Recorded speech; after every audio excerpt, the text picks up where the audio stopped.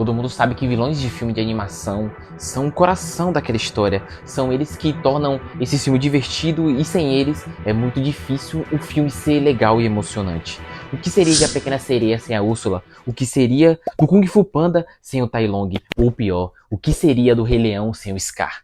Esses personagens são importantes para fazer a história desse filme funcionar, mas ultimamente alguns estúdios como a Disney e a Pixar estão optando por criarem uma nova geração de vilões modernos que no fim das contas não tem aquela mesma vibe dos clássicos vilões, né? Ou pior, filmes que nem vilões têm, né? Como o Canto ou o Mundo Estranho. Não é como aqueles filmes como Divertidamente, que necessariamente não pede um vilão, porque não é a proposta do filme ter um vilão para funcionar.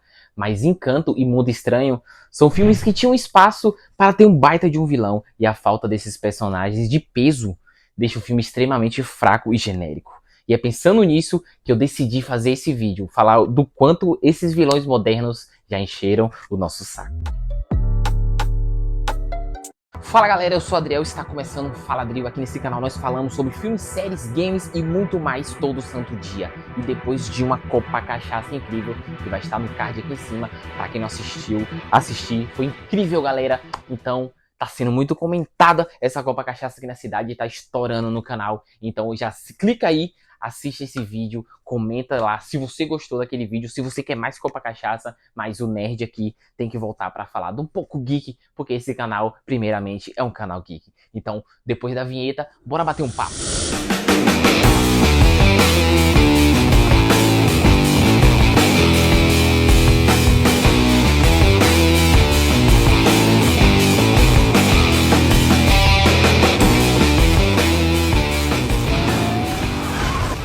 Estamos indo. O melhor lugar da Terra. Galera, eu lembro que a primeira ideia de tentarem modernizar o vilão para a nova Erma foi lá pelos anos de 2010 com a era do plot twist. Como, por exemplo, o Ursinho Lotto de Toy Story 3, que chocou todo mundo quando a gente descobriu que ele era um ditador narcisista, nem um pouco parecido com aquele ursinho fofo que a gente via lá na tela. Foi bem surpreendente para a época, porque era bem difícil ver vilões desse estilo em filmes de animação.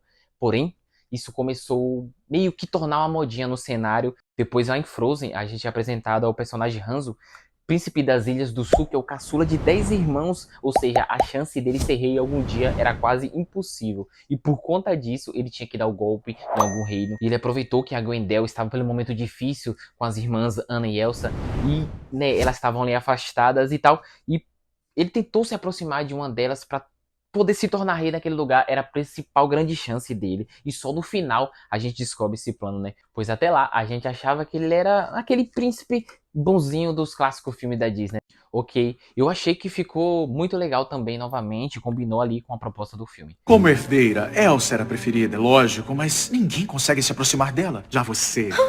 estava tão desesperada por amor que resolveu se casar comigo de uma hora para outra. E uma característica muito comum é que os clássicos vilões, eles não tinham papa na língua, né? Eles se mostravam como os verdadeiros vilões lá logo na primeira cena no filme. Muitas das vezes até no seu design, como por exemplo a Cruella de 101 Dálmatas, com aquela personalidade toda extravagante, com aquele estilo meio de louca. O Rei Chifres do Caldeirão Mágico, aquele que era o esqueleto maligno, amedrontador, dava pra ver, né? E o Hades, lá em Hércules, com aquele cabelo de fogo, dava pra ver que ele era alguém amedrontador logo nas primeiras cenas dele do filme. E o que esses personagens tinham em comum era que dava pra notar que a vilania deles, só de olhar pela aparência, isso cria uma expectativa tão grande na gente que a gente não sabe nem o que esperar do que eles seriam capazes de fazer na história, né? E por isso esse estilo de vilão sempre funcionava, né? Daí eles mudaram para esse tipo de vilão plot twist, porque achava que já estava manjado fazer vilões naquele estilo clássico, mas até hoje esses vilões clássicos são lembrados. A Malévola, apesar de não ser tão famosa, todo mundo consegue lembrar, todo mundo espera que ela é uma personagem maquiavélica, mesmo que uma criança não conheça ela. O Clayton, lá em Tarzan, desde o início ele se mostrava interessado em caçar aqueles pobres gorilas. Ele se mostrava desde o início que ele era um vilão, a gente sabia disso. Mas esse vilão foi tão bem construído que quando ele se revela vilão, a gente ainda é um choque e ainda é surpreendente. Ora, me desculpe pela recepção um tanto brutal, mas eu não quero você fazendo uma cena quando colocar os seus amigos gorilas na jaula. E esse estilo de vilão plot twist já começou a ficar cansativo quando o vilão já não tinha mais motivos para ter ido tão longe naquela história. Como, por exemplo, o Professor Callahan lá do Operação Big Hero. A gente sabe que tudo que ele fez foi por conta da filha dele, mas pensa, ele já estava bem de boas lá no início do filme, ele apoiava o Hiro a entrar na sua faculdade, ele sentia muito orgulho do Tadashi, já que ele era uma das mentes mais brilhantes da sua faculdade. E depois, com um completo covarde, ele vira uma chave na cabeça dele, na mente dele, ele rouba a invenção do menino, de uma criança praticamente, e ele perde toda a sua empatia pela sua escola, pelo seu aluno mais brilhante, que morreu bem ali na sua escola, tentando salvar a vida dele, só para seguir com um plano sem fundamento nenhum. A filha dele poderia estar morta, a filha dele poderia estar num lugar ainda mais distante do que ele imaginava. Ele nem poderia conseguir encontrar ela no fim das contas, mesmo se ele seguisse com aquele plano. E olha só o quão longe esse personagem foi por um objetivo sem fundamento.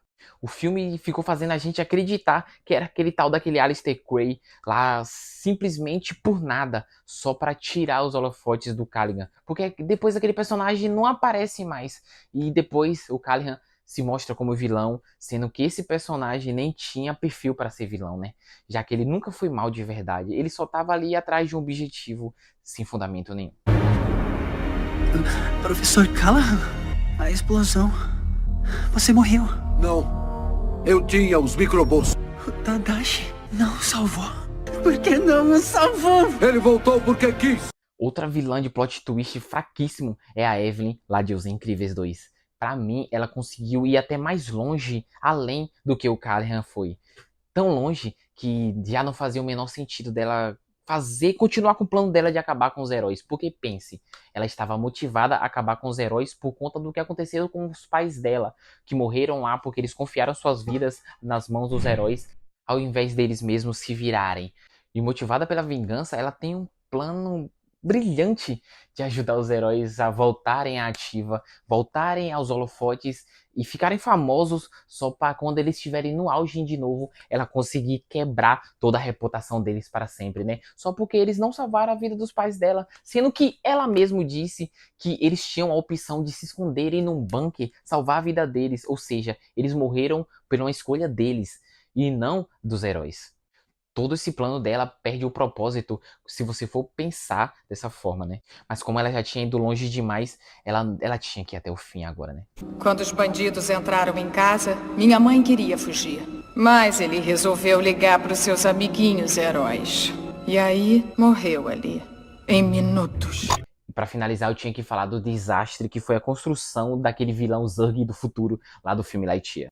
A Pixar tinha milhares de opções de fazer o Zurg um vilão épico nesse longa, né? Já que em Toy Story 2 a gente tinha uma versão ali cartoonizada do Darth Vader, vamos dizer assim, né? Mas porém que funcionava muito bem para aquela historinha. E por mais cômico que fosse essa história do Toy Story 2, seria interessante de ver se ela se levasse a sério em um filme, né? Em um filme só dele, vamos dizer assim. E como eu disse, né, a Pixar tinha tudo para fazer algo épico. E eles até pensaram numa possibilidade interessante do pai do Buzz ser o Zurg. Tem até uns storyboards do filme do Buzz encontrando o pai dele. E o pai dele leva ele para dentro da nave do Zurg e tudo mais. E ele mostra que ele trabalhava ali com o Zurg. Mas como a Pixar sempre opta pela versão mais emotiva da história, eles descartaram essa ideia, que na minha opinião foi a maior burrice, foi um tiro no pé, porque sendo que dava para tirar algo extremamente emocionante disso. Fora que a gente ia conhecer mais da vida pessoal do Buzz, um pouco mais da família dele, diferente do que foi pro filme. O Buzz é extremamente sem vida,